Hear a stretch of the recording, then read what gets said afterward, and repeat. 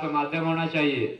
उसी समय कहते हैं 24 अक्षर ब्रह्मांड में उनको दिखे, वो 24 अक्षरों को उन्होंने गुथा आपस में, तो वही बन गया फिर जाकर के बाद में गायत्री महामंत्र। इसलिए गायत्री महामंत्र को किसी ने लिखा नहीं है। गायत्री मंत्र को जब जिस युग में जो ऋषि सिद्ध कर लेता है वही उस मंत्र का ऋषि हो जाता है। विश्वामित्र जी जब त्रेता युग में आए तो उन्होंने इस गायत्री महामंत्र को सिद्ध कर दिया, तो गायत्री के ऋषि हो गए विश्वामित्र जी। विश्वामित्र के पहले किसने सिद्ध किया था? वशिष्ठ जी ने सिद्ध किया। और सबसे पहला जो गायत्री के ऋषि है वह है ब्रह्मा जी।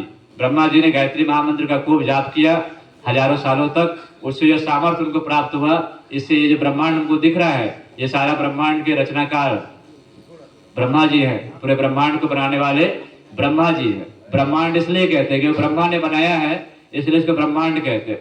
शिव जी बनाते हैं इसको कुछ और कहते हैं, विष्णु बनाते कुछ और कहते हैं, ब्रह्मा ने बनाया है इसलिए सबको ब्रह्मांड कहते हैं। ब्रह्मा की उत्पत्ति है पूरी सृष्टि, इसलिए से ब्रह्मांड कह दिए।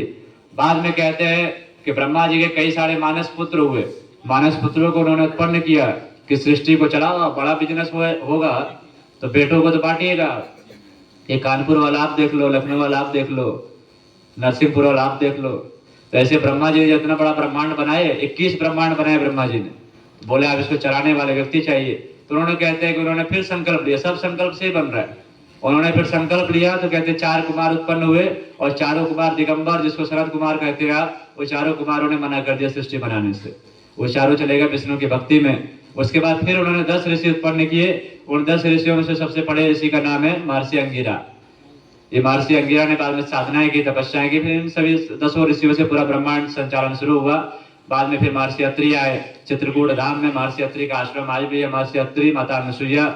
और इनसे 3 पुत्र जो है ब्रह्मा विष्णु महेश के अंश से उत्पन्न हुए, जिनमें सबसे बड़े पुत्र का नाम था दत्तात्रेय, भगवान विष्णु के अंश से उत्पन्न हुए, संन्यास परंपरा को इन्होंने बढ़ाया। शिव के अंश से उत्पन्न हुए थे महर्षि दुर्वासा, और ब्रह्मा जी के अंश से उत्पन्न हुए थे चंद्रमा। विवाह दत्तात्रेय ने नहीं किया था, सन्यासी थे, बाकी दोनों ने किए थे। चंद्रमा से जो उत्पन्न हुआ, इससे एक वंश चला, इसको कहते हैं चंद्रवंश, और इसलिए बाद में आगे चल करके भगवान कृष्ण उत्पन्न हुए थे। ये ऋषियों का सारा है। यही ऋषि जब आगे बढ़े तो इनसे फिर हम लोग आए। ये हम सभी का गोत्र क्या होता है? ऋषियों के नाम पर होता है। इसमें से वशिष्ठ गोत्र कितने? हाथ उठाइएगा। वशिष्ठ गोत्र है ना, 2-3 लोग है वशिष्ठ वाले। कश्यप गोत्र वाले कई सारे हो गए। फिर कश्यप गोत्री कौन कौन है? 4-5 लोग हैं। ये जितने भी गोत्र होते हैं सारे ऋषियों के नाम पर है, कि वो हमारे जो बाप दादा सब कौन है? हमारे ऋषि है। इसलिए पूजा पाठ के समय में गोत्र का उच्चारण होता है। एक गोत्र में विवाह नहीं होते। कश्यप में विवाह नहीं होगा,